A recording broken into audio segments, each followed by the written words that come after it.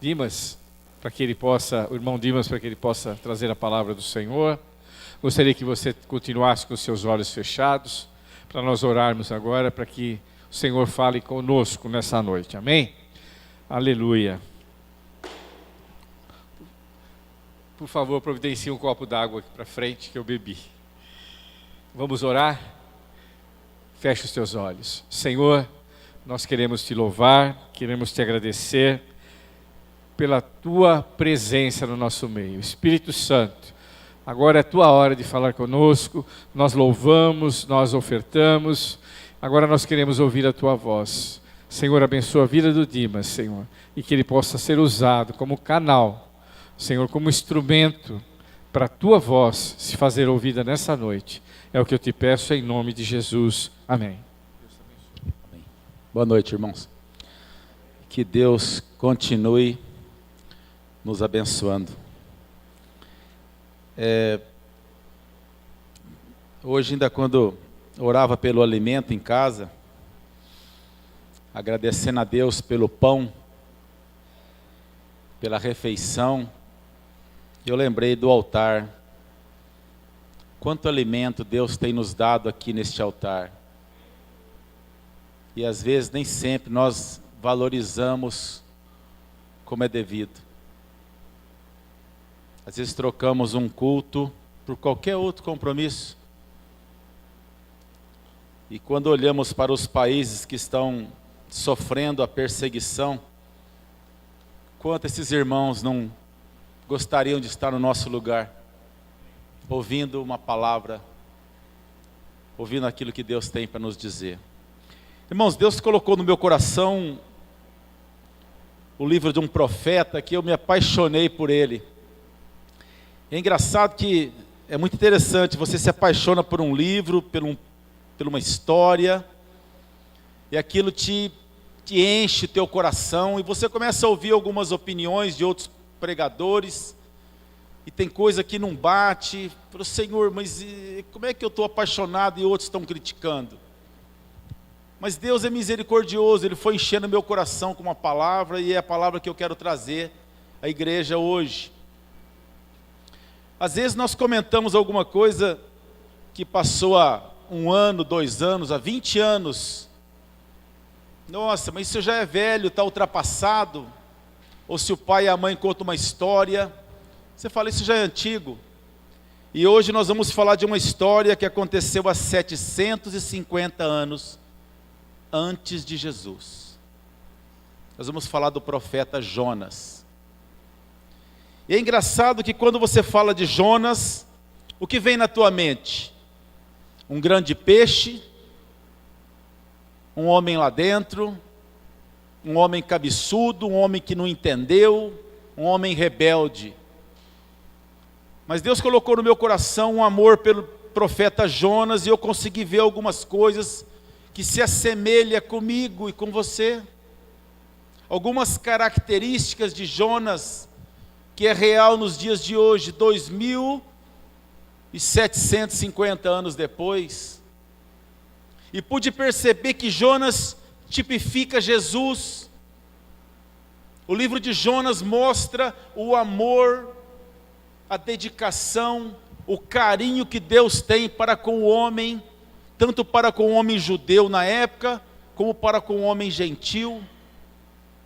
E eu me lembrei que outrora éramos gentis. Nós não temos linhagem judaica. Todos nós éramos gentios.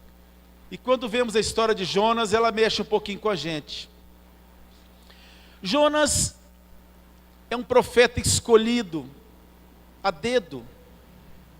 O Senhor escolheu Jonas com amor, com carinho, a dedo. E Jonas sucedeu homens profundos que eram Elias e Eliseu.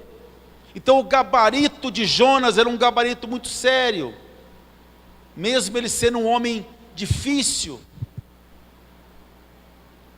Ele foi escolhido por Deus a dedo. Ele era galileu, ele morava próximos ali a Jerusalém. E é interessante que se você lê o livro de Jonas, parece que Jonas falou com Deus uma vez só.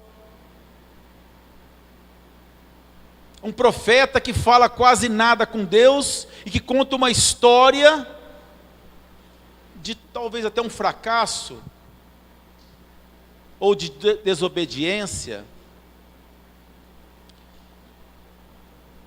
Nós percebemos que Jonas é o único profeta, que foi designado a pregar para gentil. Nenhum outro profeta na Bíblia tinha uma palavra para gentil. Todos pregavam para o judeu, exortava o judeu. E Jonas se tornou uma pessoa diferente. E pregar para gentil, amados, é delicado.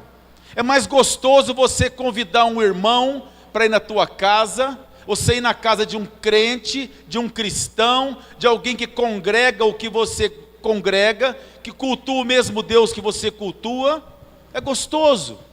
Mas quando você tem que levar a palavra a um gentil, a um povo que mata, a um povo que o prazer deles era fazer pilhas de ossos em praça pública, um povo pagão, um povo que adorava ídolos, se torna meio difícil. E nós somos igual Jonas.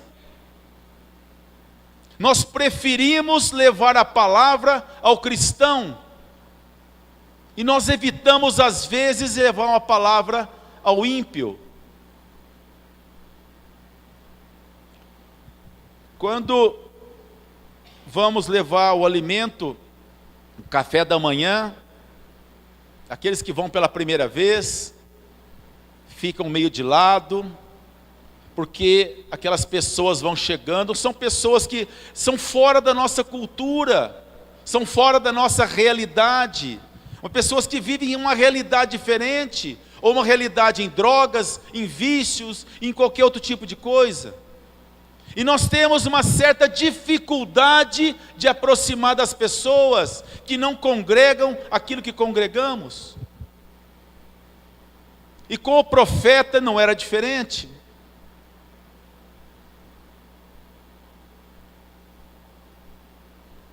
E quando o Senhor fala a Jonas, eu quero que você vá até Nínive.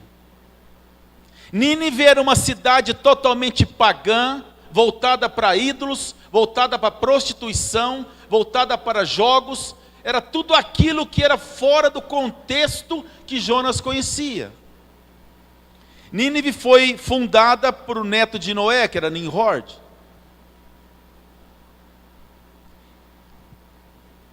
E estudando um pouquinho mais a fundo, Nínive já tinha perseguido muito o judeu. Perseguiu muito.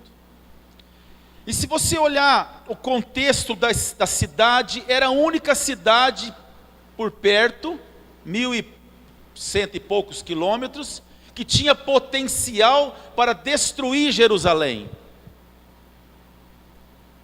Então quando o Senhor diz ao profeta, vai e prega a Nínive, ele falou, não deve ser Deus falando comigo. Como é possível? Todos os outros que me antecederam pregaram para judeus. Como que eu vou pregar para um gentil, para um povo que mata, que é inimigo de todo mundo? E uma palavra que na madrugada o Senhor colocou no meu coração. O único inimigo que o homem tem chama-se Satanás. Nós não temos inimigos. O ímpio não é meu inimigo. Satanás é o meu inimigo. Só. Não tem nenhum homem vivente que seja inimigo uns dos outros. Porque o Senhor diz, ide e pregai a toda a criatura. Então nós não temos inimigo. E às vezes nós gostamos de que Deus castiga aquele que nós não gostamos. Se alguém faz um mal para nós, ô Senhor, castiga, a mão do Senhor pesa sobre ele. E nós esquecemos que o nosso Deus é misericordioso. Nosso Deus é amoroso. E quando Jonas recebe essa missão de ir até Nínive, ele se desvia. É interessante que ele não ora, ele ouve. Cata a malinha dele e vai com o intuito de desobedecer. Outra característica que é bem semelhante a nós. Irmão, o dia que você pensar em desobedecer a Deus, o diabo colocará um barco prontinho para você, te esperando para você viajar. Mesmo que não houvesse lugar naquele barco, naquele navio, o diabo tinha preparado uma cadeira especial para Jonas entrar. Mesmo que ele não tivesse dinheiro, ele ia ganhar gratuitamente uma passagem. O diabo sempre está pronto a proporcionar uma opção para você sair da presença do Senhor. Sempre. O dia que você pensar em adulterar a tua esposa, aparece aquela na tua frente que é do jeitinho que você gosta. Mas como é que ela apareceu aqui? Foi ele que trouxe. Então eu acredito que que Jonas, quando chegou até o porto, era o barco de viagem mais longa. Tarse também era uma cidade que era próxima à Espanha, e ali era o fim do mundo, porque dali para frente quase não se tinha notícia. Então o diabo tentou levar Jonas para o mais longe possível do local do destino.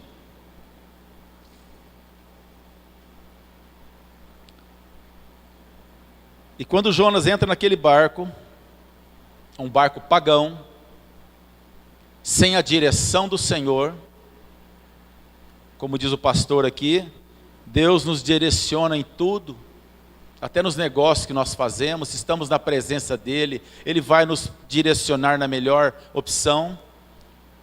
Mas como Jonas optou a desobedecer, ele saiu da presença do Senhor, e foi por conta própria. E quando ele entrou no barco, foi lá para o fundo, Deus começou a trabalhar.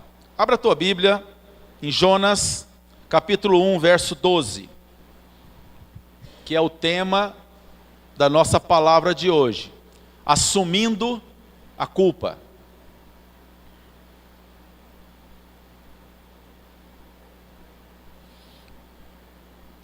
Então Jonas naquele barco, o barco com certeza era um barco forte, um barco potente, porque a viagem era longa, não era um barquinho pequeno, era um navio da época.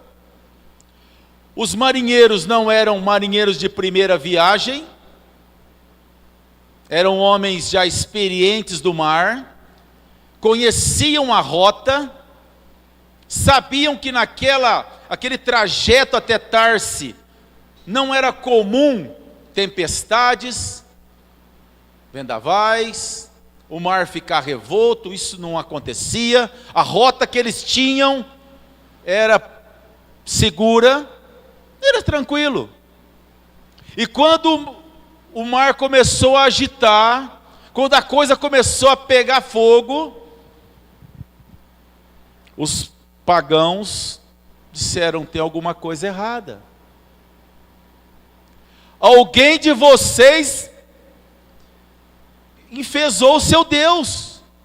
E começaram a perguntar um para o outro, e foi tirando, descartando. Sobrou quem? Jonas, lá no porão. Traz o Jonas. E agora entra o verso 12, diz assim: respondeu-lhes ele: levantai-me e lançai-me ao mar, e o mar vos aquietará, pois eu sei que é por minha causa que sobreveio esta grande tempestade. Primeiro passo na vida de um cristão, irmãos: assumir a culpa.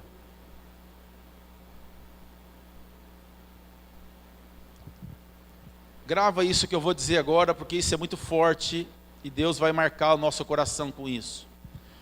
Quando Adão pecou lá no jardim, Adão não assumiu a culpa. Senhor, foi a mulher que o Senhor me deu. Eva, não assumiu a culpa. Foi a serpente. Caim matou seu irmão e não assumiu a culpa. Moisés, por ter mentido, não assumiu a culpa. Salomão, por ter queimado incensos, não assumiu a culpa. Se Adão tivesse assumido a culpa naquele dia, e dito ao Senhor: Pai, me perdoa, eu não vigiei a mulher que o Senhor me deu, eu deixei ela muito tempo com a serpente, eu não fui atento a ela, me perdoa, eu assumo o erro, eu peço perdão e prometo que nunca mais vai acontecer. A história teria sido outra, querido. Como o primeiro Adão não assumiu a culpa, diz a palavra, o segundo Adão tomou sobre si toda a culpa. E é por isso que estamos aqui nesta noite. Por isso que eu disse que Jonas tipifica Jesus. O segundo Adão tomou sobre si toda a culpa, toda ela, sendo um cordeiro puro, sem culpa e sem mácula.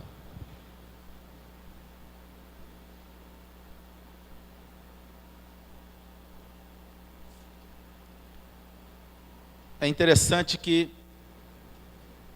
nós somos cristãos e nós não gostamos de assumir culpa.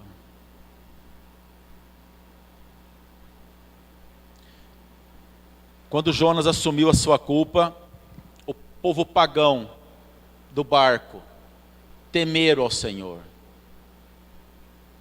Disseram: Senhor, nós não queremos levar a culpa do sangue desse inocente, mas vamos jogar ele para o mar. E Jonas foi lançado ao mar e a tempestade cessou. Quando Jonas achava que ele estava no fim, que ele ia ser morto, a Bíblia diz que o Senhor Deus preparou um peixe. Não diz que a baleia. Deus preparou um peixe e abocanhou aquele homem. E Jonas desceu no mais profundo. E lá embaixo teve o segundo passo, ele se arrependeu. Assumir a culpa é uma preciosidade. O arrependimento é a segunda parte do processo. Às vezes, nós nos arrependemos, mas não assumimos a culpa. Outras vezes, assumimos a culpa e não nos arrependemos. E temos o terceiro passo, que é a mudança de vida, mas vamos chegar lá. Sem arrependimento, Deus não trabalha. Deus só começou a trabalhar no coração de Jonas, Deus só começou a mexer naquela vida quando ele se arrependeu. E é interessante que, se você ler o capítulo 2 de Jonas, eu só vou ler o versículo 1 e diz assim: E orou Jonas ao Senhor seu Deus, lá nas entranhas do peixe, e disse: Minha angústia, clamei ao Senhor, e ele me respondeu no ventre do Seol. Então você vê que já havia uma intimidade em outros tempos, que não é mencionada no livro. E Jonas vai declarando, e Jonas vai falando, e o Senhor vai ouvindo, até que Jonas fala a palavra-chave, que faz com que o peixe o jogue para fora, que está no versículo 9, a parte B. Jonas diz assim: Ao Senhor pertence a salvação. Entrando para nós agora, às vezes nós rotulamos as pessoas, mas aquela pessoa serve a ídolos, aquele homem é corrupto, aquele homem é ladrão, aquele homem é ímpio, aquele homem é isso e aquilo. Como é que Deus pode abençoar a vida dele? Como que Deus pode salvar Nínive? Um povo que mata, um povo que faz questão de colocar os ossos em pilhas para mostrar o seu poder.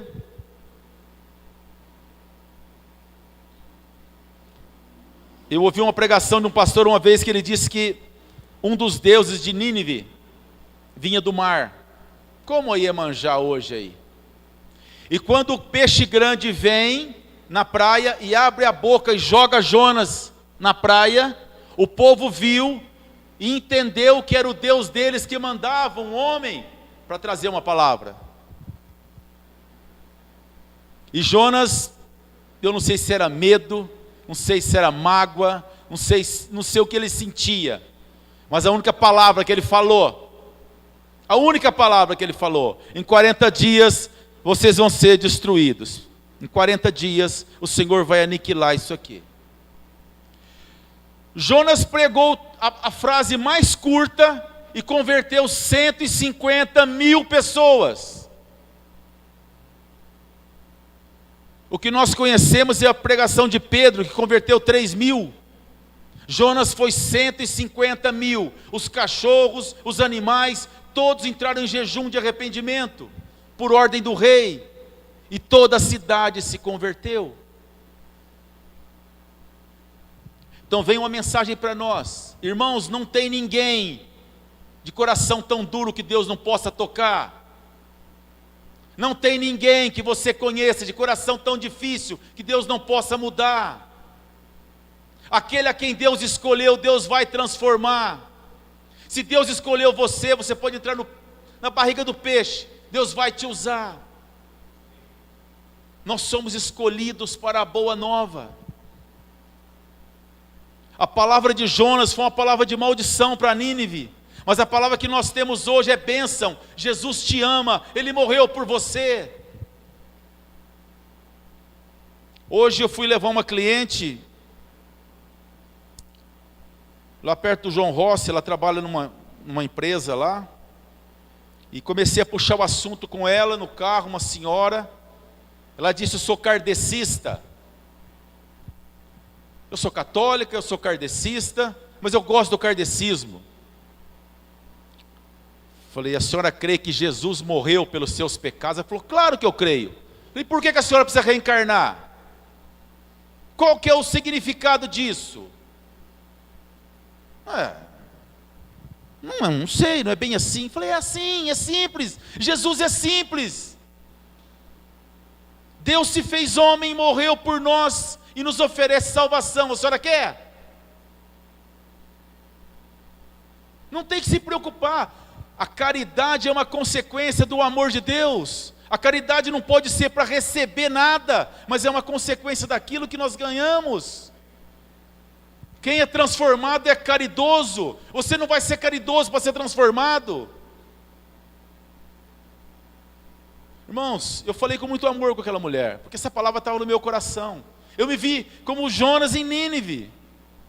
Só que hoje, com a ressurreição de Jesus, é bem diferente. Jonas foi com uma palavra, nós vamos com o Espírito Santo. É uma diferença muito grande. E hoje, quando oramos por alguém, que você ore: Senhor, convença. A palavra de Jonas foi uma palavra de maldição, e o Espírito Santo convenceu toda uma cidade. Senhor, convença. Toca no coração dele. Por pior que sejam as pessoas que nós conhecemos, ninguém se iguala ao povo de Nínive. E Deus teve misericórdia de toda uma cidade, até dos cachorros, até dos animais. E muitas vezes nós somos vingativos. Não, para aquela pessoa nem adianta pregar, para aquela lá não. Ele não vai aceitar. Faz sua parte, irmão. Leva Jesus, faz tua parte. Quem convence é o Espírito Santo, não é você. Só faz tua parte. Mas aquela pessoa idólatra, faz tua parte. Apresenta Jesus. Diga a ela, se você dobrar o teu joelho aqui agora, o Senhor está presente, é promessa. Nós somos anunciador daquilo que está escrito aqui, nada mais. Nada mais.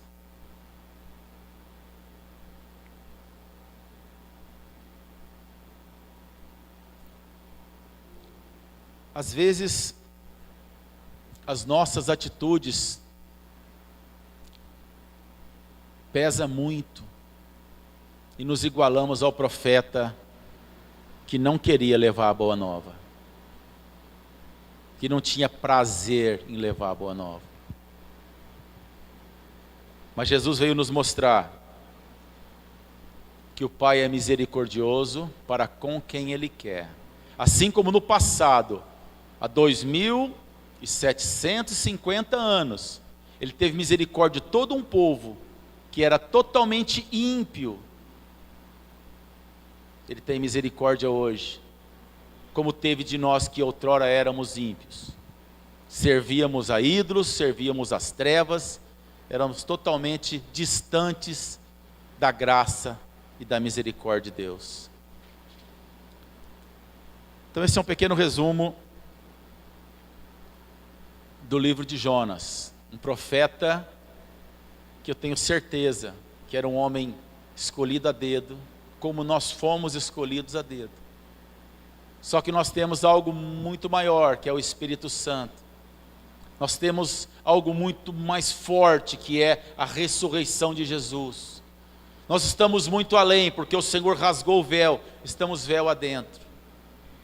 Hoje nós podemos descansar na graça do Senhor Jesus. Amém?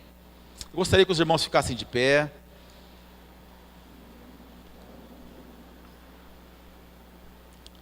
Fecha os teus olhos por um minuto.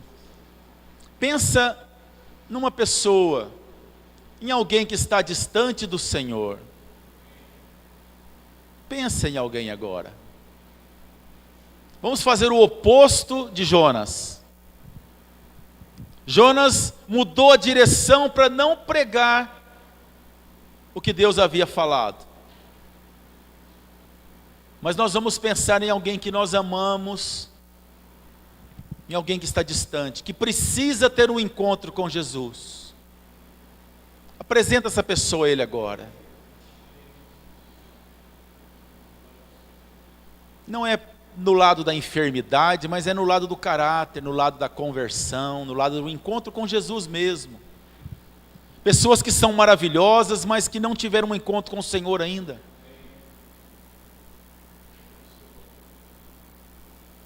Senhor Jesus, o Senhor é misericordioso, o Senhor tem nos dado uma palavra que conforta o nosso coração, esclarece a nossa vida, Pai, nos dá ânimo para levar a boa nova, Senhor. E diante de Ti agora, Pai, em nome de Jesus, apresentamos as vidas que estão sendo mencionadas agora aqui na igreja, Senhor. Amados e queridos, pessoas da nossa família, pessoas que são amigas, filhos, maridos, que não tiveram um encontro com o Senhor, Pai. Amado Deus, em nome de Jesus, visita agora com Tua graça, visita agora com Teu poder, Senhor. O Senhor tem poder para quebrar barreiras, para repreender a incredulidade, para trazer vida, conversão, Senhor.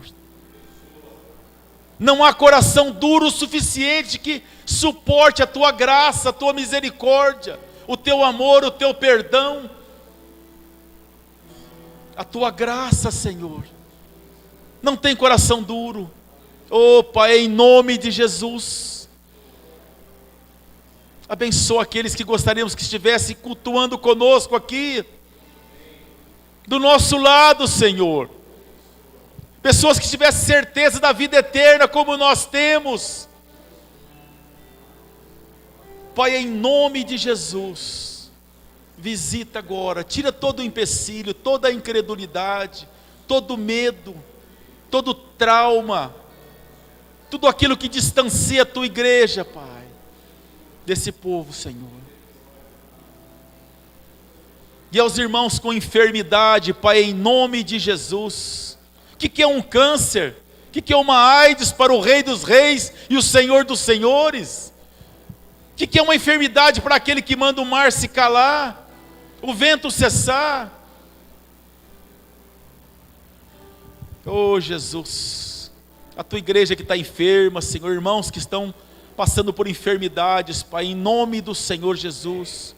Eu oro pela Mara que está internada lá no HC, Senhor, que vai ouvir essa palavra. Que o Senhor a visite, que o Senhor a cure.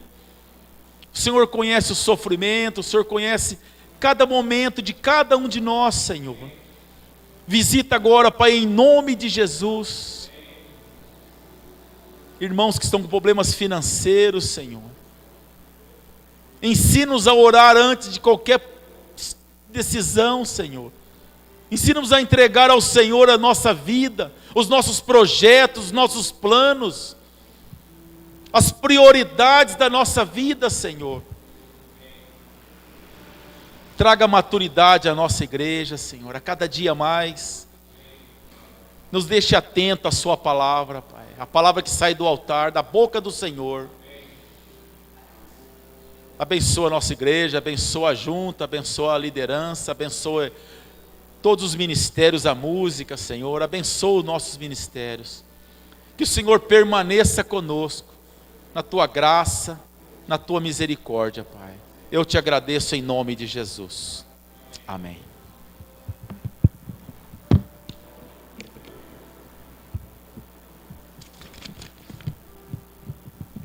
Graças a Deus, que Deus abençoe Dimas, que Deus abençoe a sua palavra, né?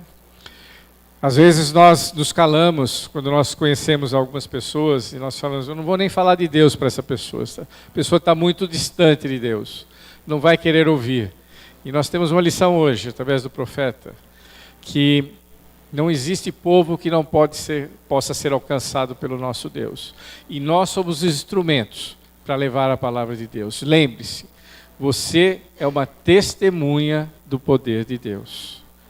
Às vezes você não precisa pregar, você precisa viver. Às vezes a tua vivência, o teu testemunho, o modo que você vive, pode falar mais alto que qualquer pregação. Então lembre-se, seja uma bênção para o Senhor, no teu trabalho, na tua família. Eu assisti a uma pregação há uns 4 anos atrás, o Marquinhos estava comigo lá em São Paulo, lá na Faculdade Mackenzie, e nós tivemos uma reunião com vários pastores conhecidos, e um deles falou sobre isso. Foram reunidos em grupos, nós caímos no grupo desse pastor, eu, Marquinhos, e ele falou, você quer ser uma vida de testemunha do poder de Deus? Você quer ser um agente para levar a palavra de Deus a qualquer canto que você estiver? Seja o melhor profissional que você puder ser dentro da sua área. Se você é um médico, seja o melhor médico que você puder ser. Se você é um lixeiro, trate esse lixo que você recolhe, faça da melhor maneira possível. Se você é uma pessoa que abre poços, você abre esgoto na rua, o faça da melhor maneira possível, para que as pessoas, ao ver o teu trabalho, possam ver Deus. Eu falei, mas tudo isso? É, tudo isso. Deus te abençoa como um instrumento para levar a palavra dele. E às vezes o teu testemunho pode falar muito mais do que qualquer 1000 horas de pregação. E o profeta Jonas foi um exemplo disso. Ele mesmo não queria nem pregar a palavra para aquele povo. Mas quando ele enfim obedeceu, 150 mil pessoas da cidade foram salvas. Para começar pelo mandante, pelo rei, que ordenou que todos fizessem um jejum de arrependimento e adorassem ao Deus de Israel. Que nós possamos viver dessa forma. Que nós possamos ter consciência do poder que nós temos nas nossas mãos. Que não é nosso, é o poder do Evangelho. E que você é testemunha viva desse poder. Amém? Por isso, viva com intensidade o Evangelho. Não apenas aqui na igreja, muito pelo contrário. Nós temos que ver o Evangelho lá fora, no nosso dia a dia. É o Ricardo lá no meio da polícia, no meio de pessoas que talvez não confessem a mesma fé, que não sejam tão idôneas quanto ele, mas o testemunho dele pode fazer maravilhas naquele local. Da mesma forma, cada um de nós. Gostaria de pedir para a igreja para que orasse pelos enfermos. Nós temos aí bastantes pessoas enfermas na igreja. Eu louvo a Deus porque a irmã Cida está aqui conosco. Ficou afastada com labirintite, uma crise de labirintite por vários dias, mas hoje ela já está aqui. Assim que melhorou, ela veio para a igreja. Que sirva de exemplo para mim e para você. Mesmo doente, mesmo com dor, mesmo que seja o que for, o lugar onde nós estarmos é na congregação do Senhor. O lugar onde nós podemos ouvir a voz de Deus e receber a cura para as nossas dores. É aqui, é na casa do Senhor. E eu gostaria que você orasse pela irmã Mercedes, que ainda está convalescente, já faz mais de um mês que ela operou. Ela ainda não pode ainda se locomover com facilidade, mas logo o Dimas vai trazer ela aqui para a igreja. Ela está doente para vir para a igreja. Ela está desesperada, eu tenho certeza, para participar dos cultos. Vamos orar pela Gisele, ela fez um procedimento também cirúrgico ontem. A minha mãe estava fazendo um procedimento cirúrgico lá no São Francisco e ela, ao mesmo tempo, também estava sendo operada. Então, nós temos vários irmãos para orarmos. E eu gostaria que você agora fechasse os seus olhos e intercedesse por essas vidas. São pessoas que precisam ser tocadas por Deus. Hoje eu estava em casa, tocou o telefone, eu fui atender, era o Roberto. E ele, você não sabe quem está falando com você, pastor? E eu não reconheci a voz, realmente eu não reconheci. E ele falou, mas eu estou com saudade de você, eu estou com saudade da igreja. Quando ele falou assim, eu reconheci que era o Roberto, marido da Maria. E eu falei, como é que você está, meu filho? Ele falou, eu não posso ir na igreja. Eu tenho dificuldade, você sabe, eu sou cego. Os meus filhos professam outra fé. Eu falei, se você precisar um dia, liga, nós vamos te buscar. Você só me passa o endereço, eu vou te buscar, ou algum irmão vai, passa na tua casa e te busca. E aí ele falou, eu estou com saudade, você ora por mim. Eu estou com saudade de ouvir você orar, e eu gostaria que você orasse pela minha vida. E nós oramos no telefone por ele. Gostaria que vocês também levassem a Deus em oração a vida desse homem. Ele precisa ser liberto do vício da bebida. Aí eu peguei e liguei mais tarde para o filho dele, ele me passou o telefone do filho, eu falei, chama Júnior, eu falei, Júnior, eu orei pelo teu pai, eu gostaria que você trouxesse ele na igreja, e aproveita, vem você na igreja também, que eu quero orar pela tua vida. Ele falou, sabe, pastor, ele às vezes quer ir, mas ele está embriagado, ele fica embriagado o dia todo, e ele não tem condições de ir na igreja embriagado. Eu falei, faz todo o possível para que ele não beba, para que ele possa vir ouvir a palavra do Senhor sóbrio. Eu espero que esses dias ele apareça aqui. Então nós temos várias pessoas. Esse homem também precisa de Jesus. Ele precisa ser alcançado pelas mãos do Senhor. A esposa dele já partiu, já foi salva para o Senhor, mas ele precisa receber a salvação. Vamos orar? Você está disposto a orar? Amém? Eu ouvi o amém de poucas pessoas. Você está disposto a orar? Então feche os teus olhos e interceda por essas almas agora. Senhor, nós te louvamos, te agradecemos, ó Pai, pela vida, Senhor, que o Senhor tem nos dado. Te agradecemos pela saúde que Tu nos tem concedido para estarmos aqui na Tua casa.